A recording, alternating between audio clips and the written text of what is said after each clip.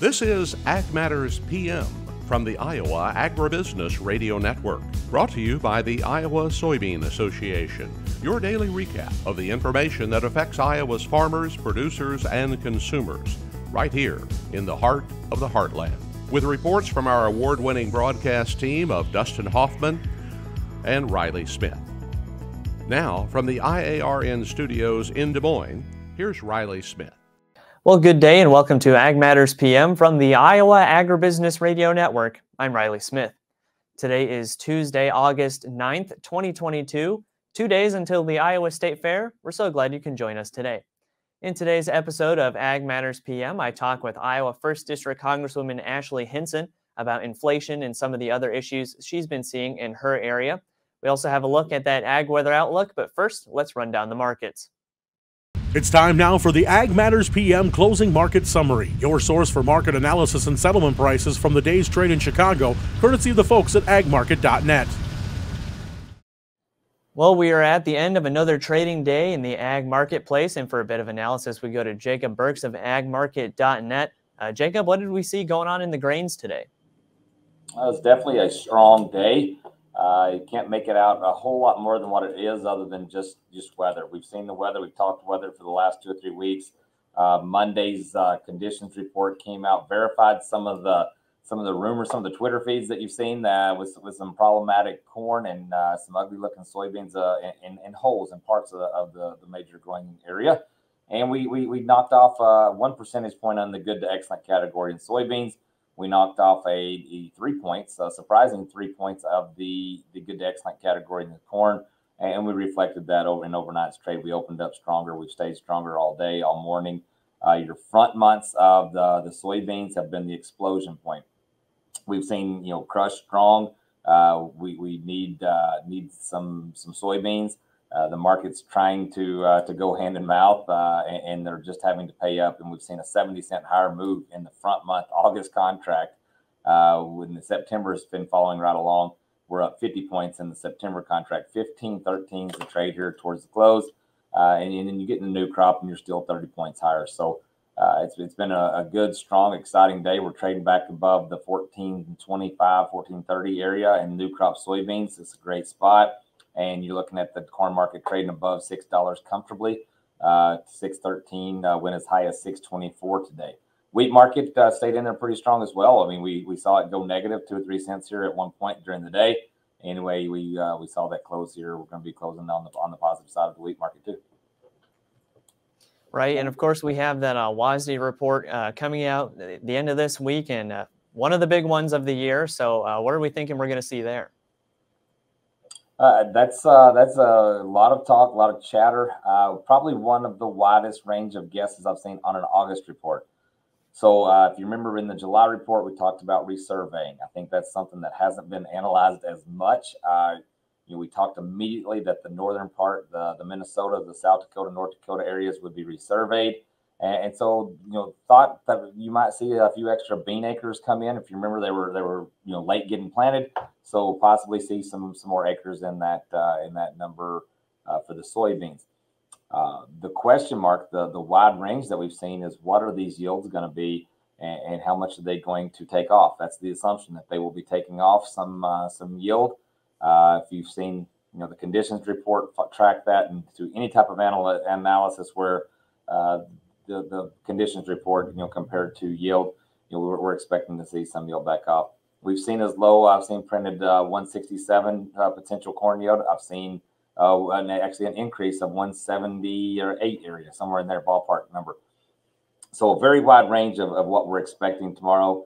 I'd be even scared to say what I think the market's even trading right now. It's been back and forth quite a bit, but that's going to be an exciting one. That's Friday, 11 a.m. The main thing is that the market has pumped a lot of premium in as if we're going to take some yield off.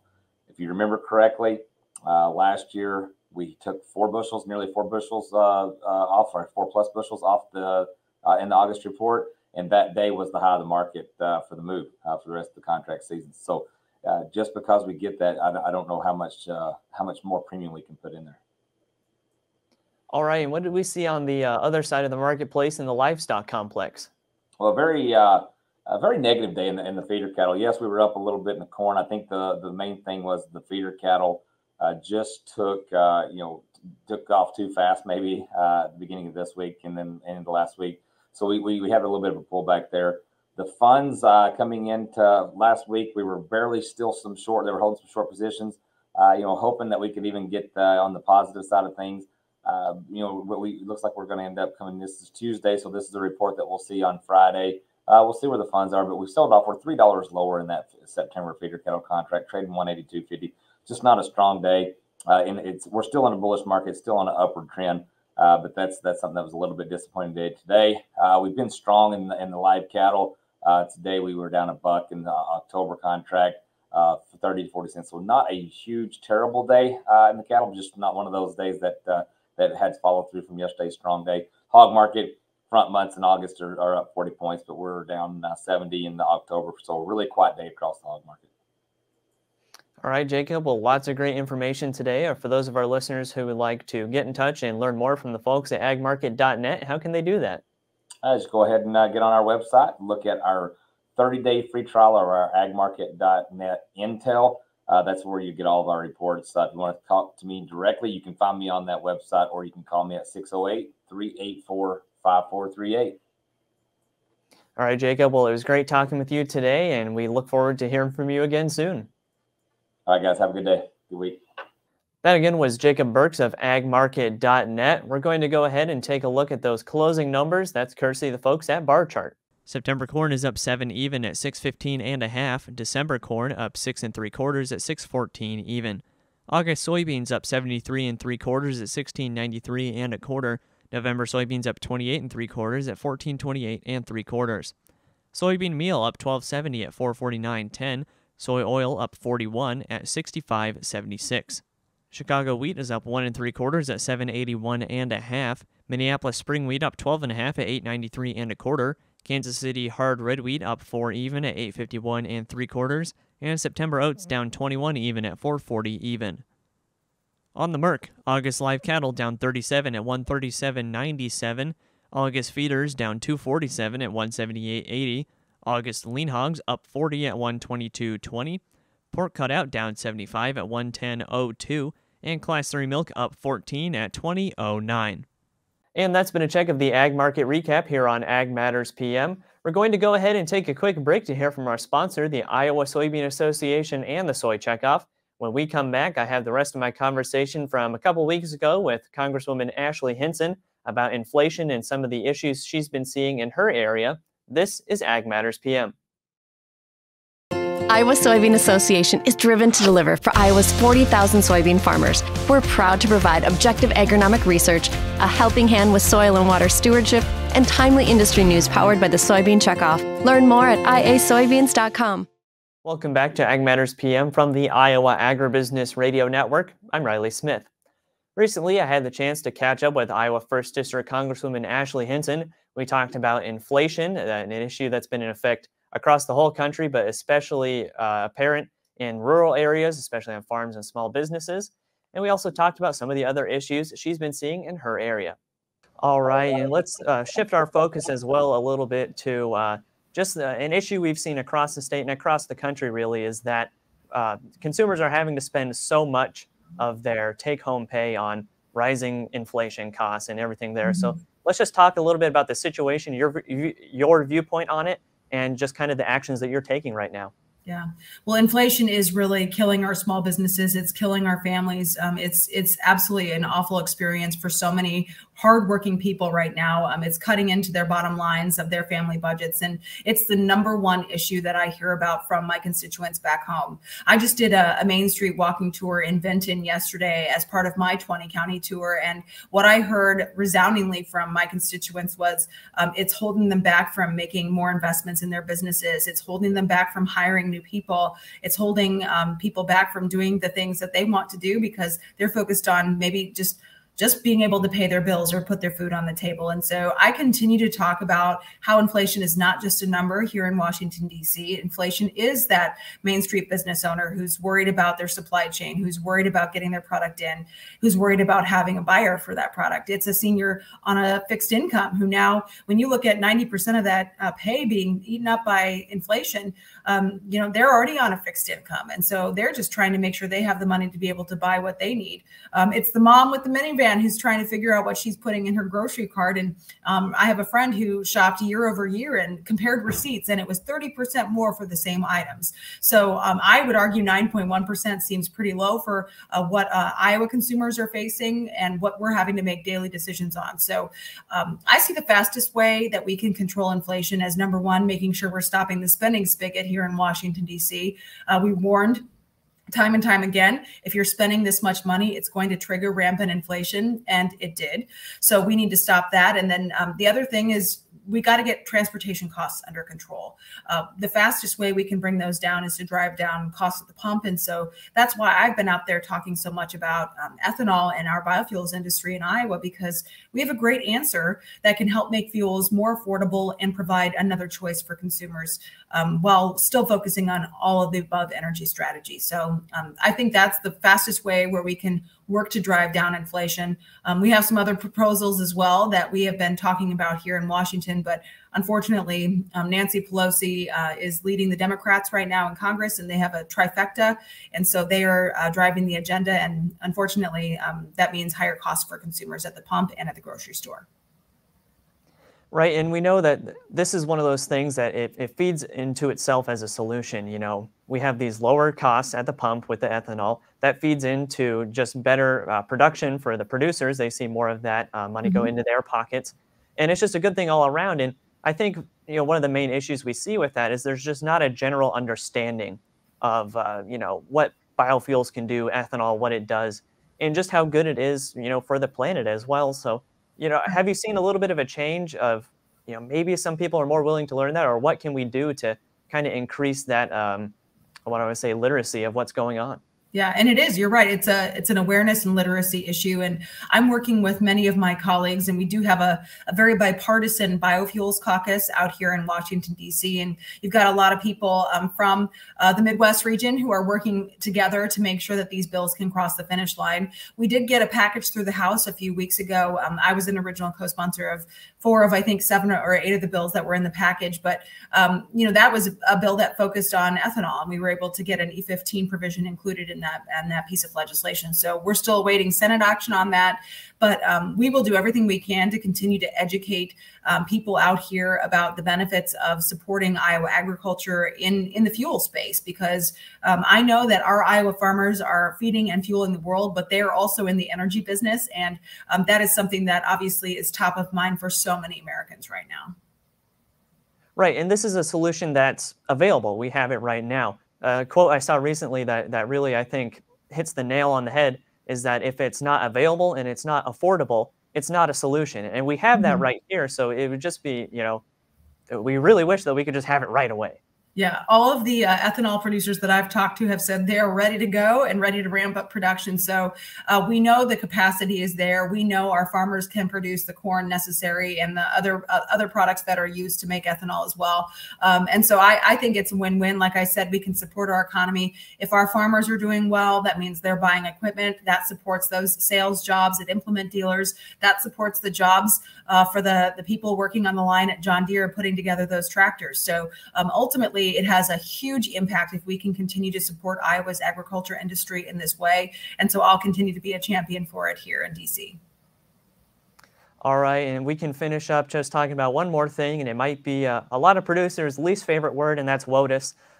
We've got a little bit of updates on regulations there. So what's been going on in your neck of the woods? Yeah, well, we continue to see the EPA overstep its bounds. And this has been my biggest, I guess you call it, rally cry here, is that we do see an EPA that is looking to weaponize a climate change agenda and take it out on Iowa's family farms. We don't need to be regulating our ponds and our ditches. Our farmers are the best stewards of their land, and that's a story I will continue to tell out here. I serve on the Appropriations Committee, and so we have introduced several pieces of legislation to say, hey, hold off on the policy making here until Supreme Court decisions are issued. They didn't want to do that. They actually voted down our amendments in committee. So we've pushed back on the EPA and this over-regulatory environment that we're in, but unfortunately they continue to move forward. So this is something we're carefully watching to make sure that we can at least fight back and hold them in check whenever possible, because it's absolutely critical. That overstep, we've seen what it can do to driving up costs, and we know regulatory costs are one of the biggest drivers for extra burden on our small family farms and our producers. So you can count on me to be a solid voice against overstep by the EPA every day of the week. Right, and just one of the most, probably the frustrating thing about it is that you look at all, the different industries and how much they contribute to pollution and everything. And as we mentioned earlier, agriculture, we're such stewards of the land, and we're trying our best to really cut down on those emissions. And I think it's been successful so far. So like I said, it can be really frustrating to see that they're going after agriculture when there are all these other sectors that could use a lot of improvement that they're just kind of glancing over right now. Right. Well, and for them, it seems to me to be very much so a one-size-fits-all answer, and that it's not a good way to do business here. And we see that time and time again from Washington, D.C. It's someone who's a bureaucrat out here who's never stepped foot on a family farm like I was just on Friday, right? And they don't know what the family farmer is doing for conservation practices or land management practices. Like I said, the rotational grazing that Rebecca Dostal was doing on her farm on Friday, telling me about that. Those are all things that help with conservation and help with preservation of the land.